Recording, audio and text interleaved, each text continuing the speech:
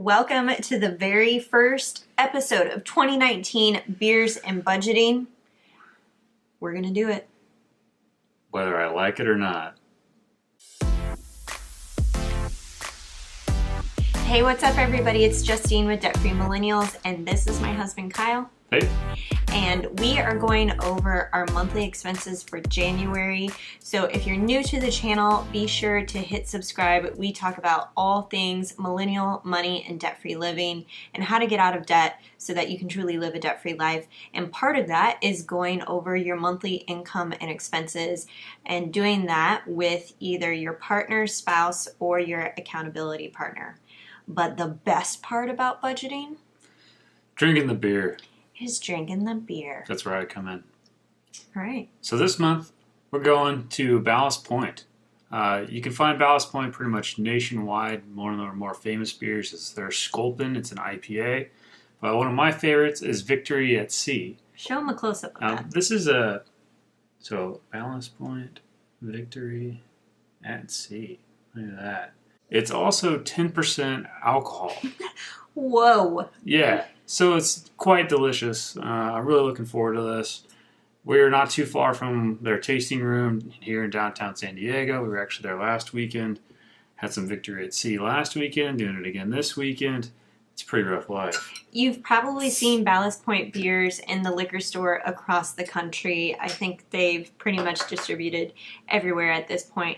But what I like about their tasting room is that they have such a wide variety of beers. It's not just IPAs. Sorry, I know I'm in California, but I'm not an IPA girl. So they have a variety of categories that you can choose from. Malty, lagers, darker beers. They have the IPAs. They have, what else am I missing? Ales. Oh, everything you could think of. They even have a research area. We were there a while back, and they had a habanero beer. It was almost like a smoothie. I did not try it, but my buddy did and liked it. So. All right, so we're going to try this one. I think I've had this one before, haven't I? I do not know, maybe. Coconut Victory Porter. Victory at Sea. Cheers. Cheers, babe. That is delicious. Oh my gosh. It's got a little bit of coffee, a little bit of vanilla, and a little bit of coconut in it, and it's pretty darn good. I definitely taste the coconut in it. Coffee too. This one is going to be pretty fun. Yeah. Okay. All right, down to the less fun part. The budget. Let's get that pulled up.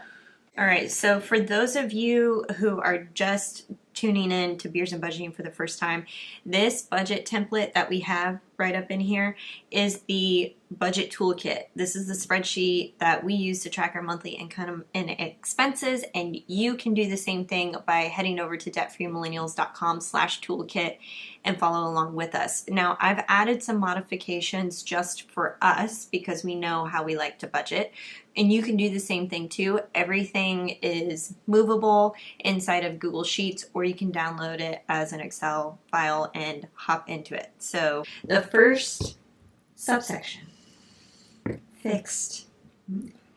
The fixed items. All right. All right, I see 2 oranges. A little bit over on groceries and a little bit over on alcohol. So I had posted this on my Instagram story a couple of days ago because I knew that we were getting close to going over our grocery budget, and I thought that we had $20 left over, but I was forgetting about a Target run that I did, and I bought bananas and deodorant. And I forgot that we include toiletries in our grocery category because so often we're getting like toothpaste, paper towels, toilet paper during the grocery store run. And the reason I knew that is because I have this very elegantly put together,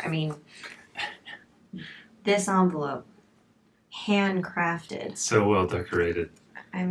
So well decorated.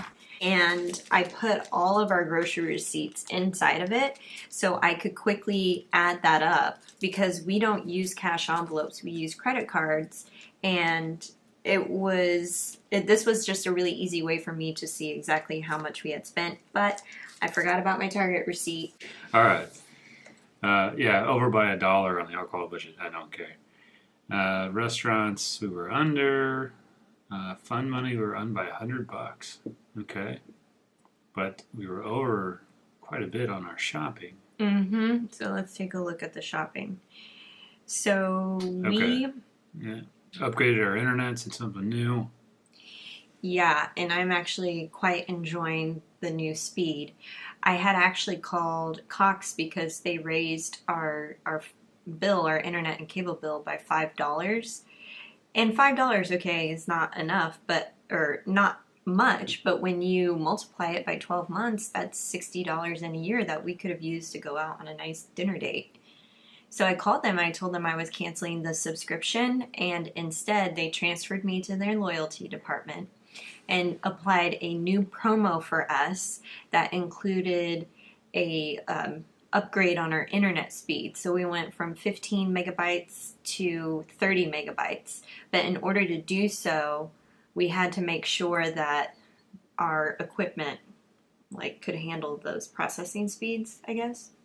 Mm-hmm. And we've had our router and modem for probably at least 6 years, if not 7.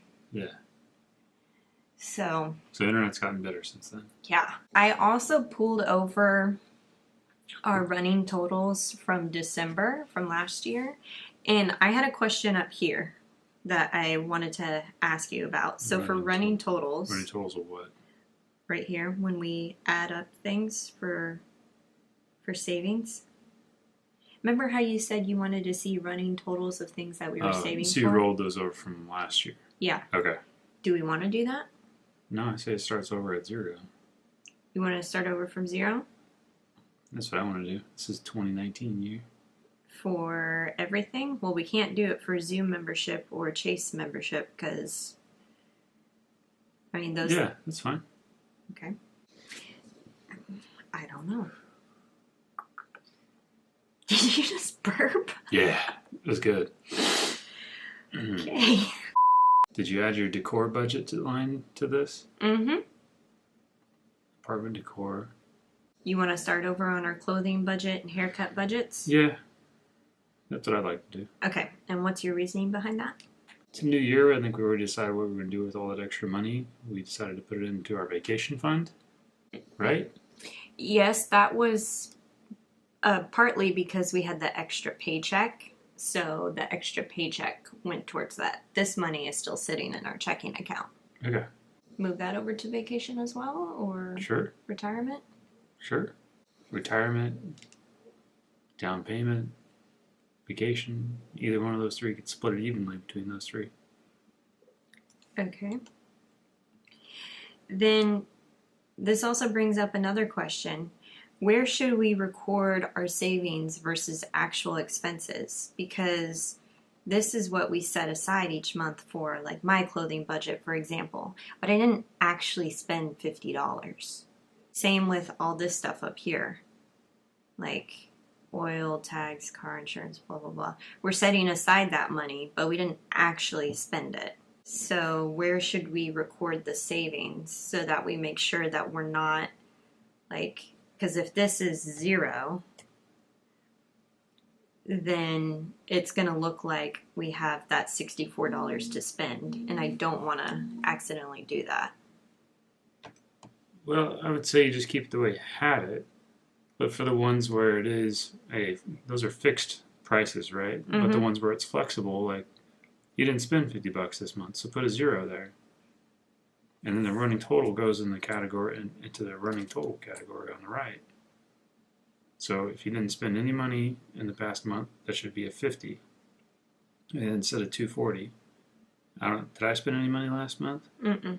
And that should be a 50 instead of 475. Yeah. Okay, but I don't want to erase those numbers just yet, because if we are truly going to take that savings and put it into one of our savings goals, then I don't want to forget what the amount was. Okay. Does that make sense? Yeah. So I'll change that after I transfer it. Okay. Everything else. Gifts. We had graduation checks that got cashed, my dad's birthday money, but I split that with my sister, which is not included in the like 250. So I also included a transfer from her as income, so it balances out. Does that make sense? All right, yeah. As long as you're keeping track of that. Yeah. And then the Amazon Prime membership went through this past month. Oh, the apartment decor. I spent $70. Next. 3 things. I just wanted to point that out to you. Miscellaneous, so Kyle threw out his back. I don't mean to laugh, but I'm only laughing because I didn't throw it out. I pulled a muscle in my back, which is worse sometimes. So you had to go to urgent care, which either our insurance covered or we're going to get billed later because we did not walk out with a bill. And then you had to get a prescription muscle relaxers for that, and it cost us $4. But instead of using the HSA card that is specifically meant to pay for medications, he paid for it out of pocket. My fault. It was $4.14. Still. Come on. All right, my bad. So I put it in the miscellaneous fudge category because that is a fudge. Mm-hmm. Okay, the last category is future, and I'm very excited to announce I had no idea until I started doing this today that we hit our down payment goal of $60,000 early. When did we? How? Cool. So we had that extra paycheck in November, and we had extra money that we had left over from November, December, and you and I had never talked about that, and we talked about that in the last video. And we decided that we were going to put some of it towards the vacation fund to get that funded for 2019 and ready to go. And then we were going to put some of it in our down payment fund. And I forgot that we have a CD that is set up for the house. There's only $3,000 in it, but that $3,000 got us over the $60K mark. Okay. So I was really happy about that. But I'm also kind of like thinking that may not be enough. I still think that's not enough. Yeah, which is sad. That's made. Okay, so we decided that was 10% down, right? Yeah. And so if you do the math, it's a $600,000 house, which out here in San Diego is still barely 1,000 square feet. Maybe we could find a 3-bedroom, 2-bathroom. Maybe. But it's going to be tough. The housing market is just so high here right now. It's frustrating. But to say the least, we still got some time left on our rent, or at least on our lease. So we are going to continue to stack up the Benjamins in that down payment category. I think that's a wise idea. I was writing an article for a personal finance client, and I was doing a whole bunch of research on what you need in order to buy a house, and I didn't realize how much you needed to budget for just like closing costs alone. Like I know sellers typically cover that, but not always, or there's some sort of like shared costs, including like title fees and just like exchanging of the title over from the seller to the buyer. Plan on another 2 to 5% going towards closing fees alone. Vacation fund. The vacation fund, stocked $6K. Okay. We went on a trip to Virginia earlier in January. It was a business/pleasure trip. And you can see over here on the right-hand side, I break down our vacation in kind of 4 different categories. Transportation, which is like Ubers and things like that. Food, drinks, the flight, and then anything that's covered by his work. So we actually got $253.50 reimbursed from his employer, which took our total cost for the trip down to $103. So the way that we did this and why the flight is only $11.20 is because his company paid for his flight and his hotel, and we have companion pass. So he booked it via Southwest, and then I'm the companion, which means I fly free round trip. The only thing we have to pay for is the sales tax of $11.20. Boom. I can't wait to do more of these trips with you this year.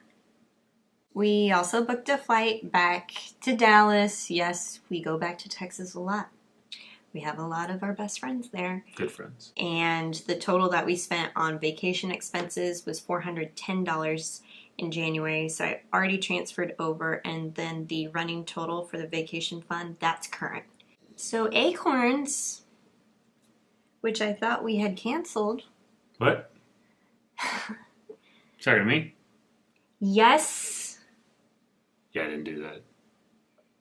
You were supposed to do that last month, and then I saw $34 transferred out of our account from Acorns. I'm working on it.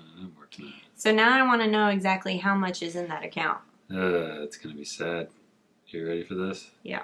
$930.75 is in there right now. Whoa. I feel like that is way higher than what it used to be. We still have lost money in it. Lost a total of $19. But see, that's just roundups and $20 a month. And that's the cool part about the roundups is you kind of don't notice it. So this is our performance, right? So it looks like it's an amazing trend line. It looks like it's going through the roof, right? But if you zoom in close, you can see that we've lost money. So that the total says we've lost $19.67 or 2.09% of our investment. The reason it looks like it's sloping up is due to the rollover that occurs with each transaction. So it rounds up, right, and throws that into this account. We're constantly doing transactions, so we're constantly adding money to the account. So this isn't the performance, this is the total amount. So it looks like you're doing amazing. And actually, we're not really doing that great. The traditional and Roth IRAs that I'm contributing to, still holding steady on that. I saw some dips in both of those accounts over the past 2-3 months. So you just have to be patient in these times of uncertainty. And I think over time it's just going to get better and better. And the Treat Yourself Fund. Almost at 1,000. 2 more months. 2 more months. And there is an extra $1 in there because we earned $1 in interest earnings. So, yeah. That's just so sad. That's funny.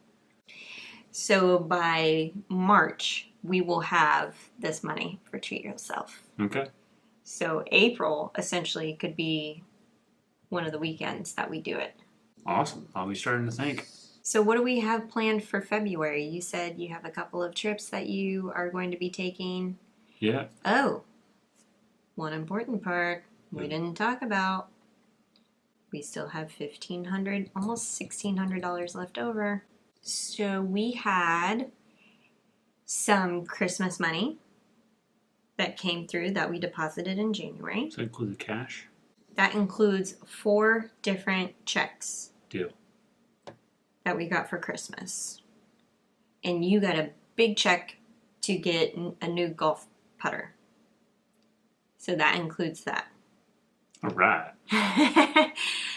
Also, spoiler alert, we have a roommate. And we just got our first rent check from our roommate. So, guess whose sister moved in? This girl's. So my sister moved to San Diego from Kansas. This is her first experience living the West Coast dream. And she stayed with us rent-free for January. But this rent check actually cleared for next month, for February, in January. So that's why I included it here. And I have a feeling she's going to kind of do those things, maybe. I don't know. But that is going to significantly help us with our goals and helping us, you know, hit the down payment, like keep that going for even longer, quicker. That's a great way to get your rent and expenses down, is by having a roommate. The state of California, or at least San Diego County, is influencing people to have granny flats, which is like mother-in-law quarters or whatnot. So if you own in San Diego or looking to own in San Diego, which I don't know how many of you are, consider that an option. But I know a lot of people who have roommates, including married couples, and I even know one who has a kid, married couple with a kid, and they also have a roommate because expenses are that.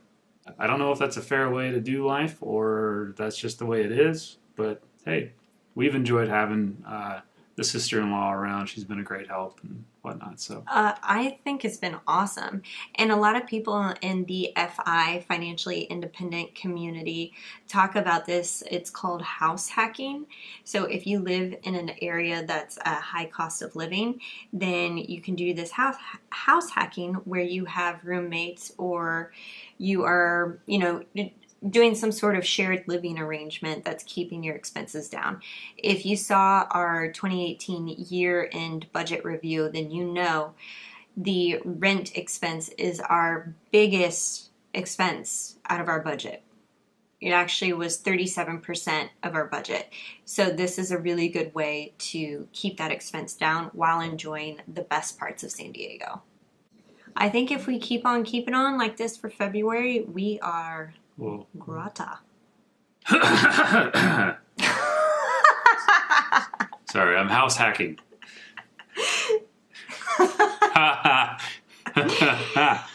we never figured out what we're doing with the $1,600. Oh, okay. I say we can put it towards any of our future fun goals.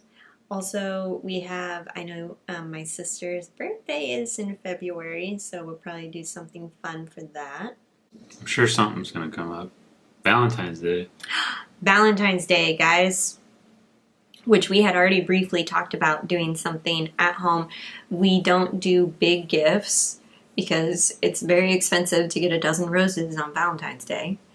But I did talk about how I like getting something to be recognized on Valentine's Day for. So even if it's just sour straws that are strawberry.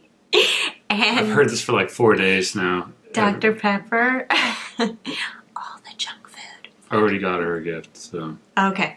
Because I don't eat junk food like that, but that would be fun. And we talked about making homemade pot stickers.